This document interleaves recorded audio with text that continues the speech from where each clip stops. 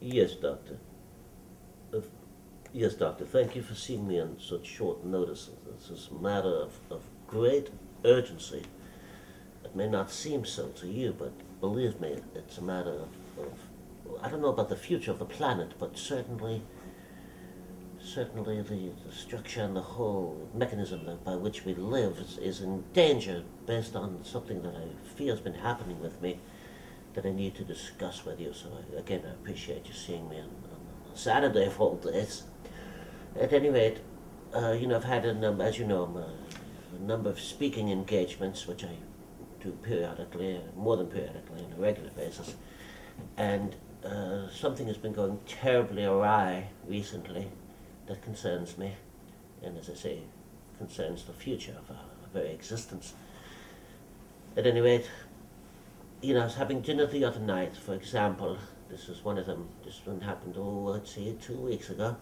Just an informal dinner with John McCain and Barack Obama, just discussing with each of them, trying to not get too intensely involved in the campaign, but I was giving each of them advice as to how I thought it might benefit either of them as they proceed toward the election.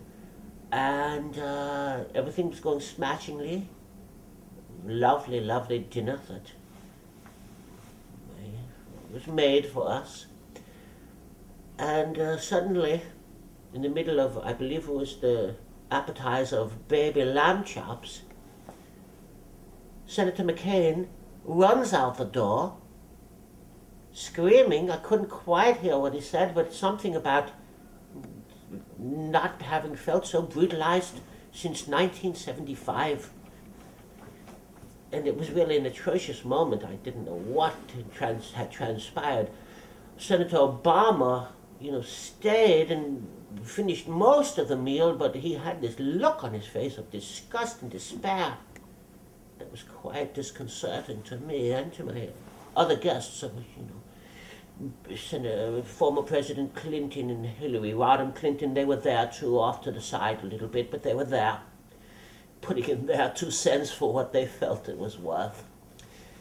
So, Doctor, this was, let's say, 2 or 3 weeks ago, and then, as you may recall, you may have read on the front pages of the Times or the London Telegraph, I was invited to speak with Queen Elizabeth and with several dignitaries from London, from England, from Europe, and Tony Blair, of course, and Prime Minister Brown, and some grandchildren of Winston Churchill were there, of all people. That was rather interesting, but I digress. So at any rate, we also were having a very important, it was almost like could call it a cabinet level meeting at 10 Downing Street, and I was presenting my views on the global economy, on global warming as well, on many global issues, you might say, when suddenly, virtually everyone, I don't know, they got this look on their face I hadn't seen really since, well, I must say since 9/11. And one by one, Doctor, they left the room, leaving me to present to no one? I mean, what would be the sense, I ask you? So they all left. Now I'm beginning to think, what is going on? This happened with the Clintons and with Barack and with Johnny, and now with Tony and the others. And now the Kappa, Doctor, just 2 nights ago, is invited once again. I get many invitations. It's a lovely thing.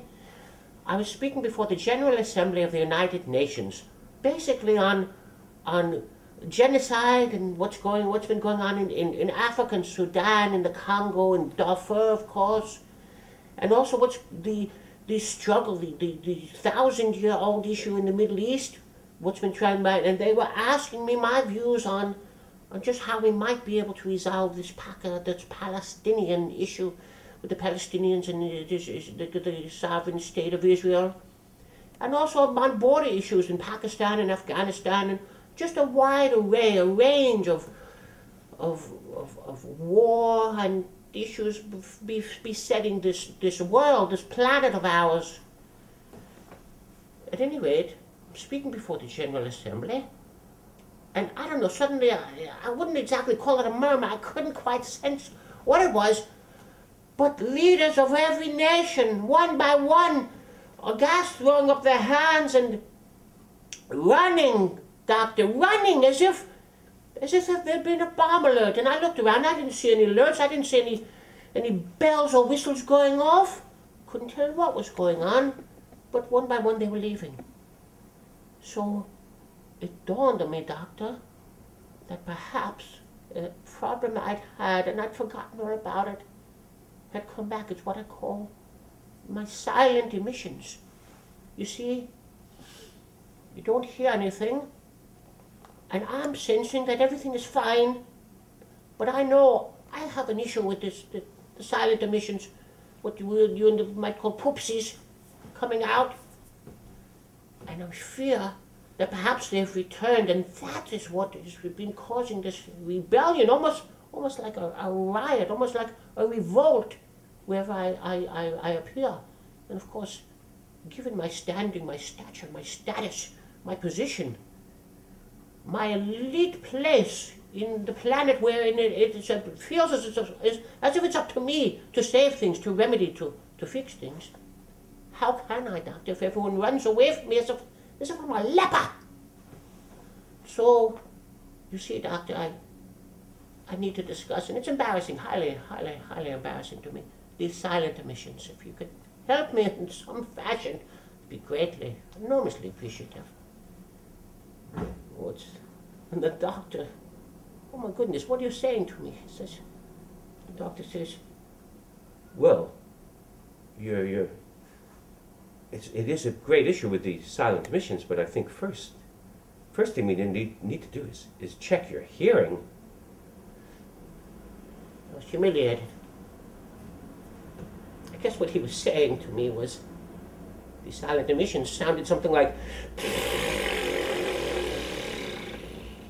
not very silent at all. Thank you. That will be all.